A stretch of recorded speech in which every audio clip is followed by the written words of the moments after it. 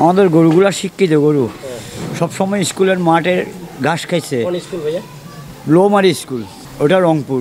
হ্যাঁ, ব্যাপারীরা লালন পালন করছে, ওইখান থেকে আমরা নিয়ে আসছি কিনে। আমরা নিজেরা 12 মাসেই বিক্রি করি গরু।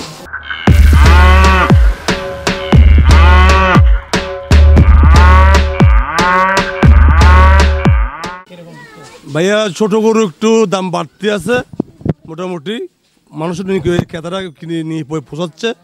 বড় গরুর দাম একেবারে সস্তা। বড় গরুর দাম পাচ্ছি না আমরা, বুঝছেন। বড় গরুর মানে লস খাচ্ছি। ছোট গরু মোটামুটি কিনতেছে সবাই।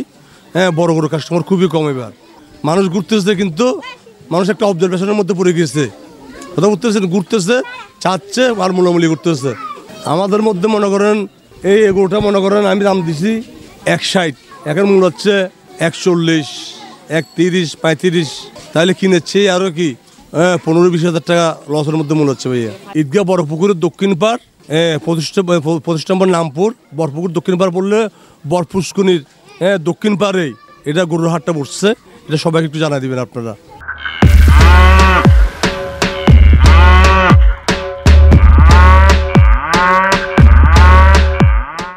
গতবার থেকে এবারে গরুর রেট মোটামুটি নিয়ন্ত্রণে আছে। ঠিক আছে, আসলে দুই পক্ষের জন্যই মোটামুটি।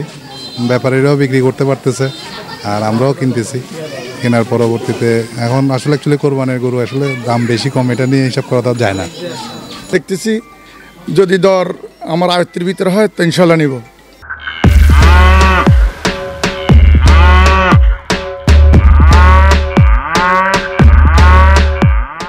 এখানে তো অনেক প্রজাতির ভ্যারাইটির গরু আসছে, যেমন জার্সি আছে, ফ্রিজিয়ান আছে, দেশি আছে, তারপর বলদ আছে, দেশি ব্রিশ আছে।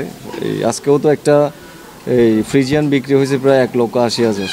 তারপর আরও ফ্রিজিয়ান আছে 1,70,000, 60,000, এরকম যার যেটা রেঞ্জ ওই অনুযায়ী বলা হচ্ছে। যার যেটা চাহিদা ওই অনুযায়ী সব ধরনের গরু আছে, ছোট বড়। অবশ্যই সারা দিচ্ছে। আজকেও 5-7টা গরু বিক্রি হলো তো।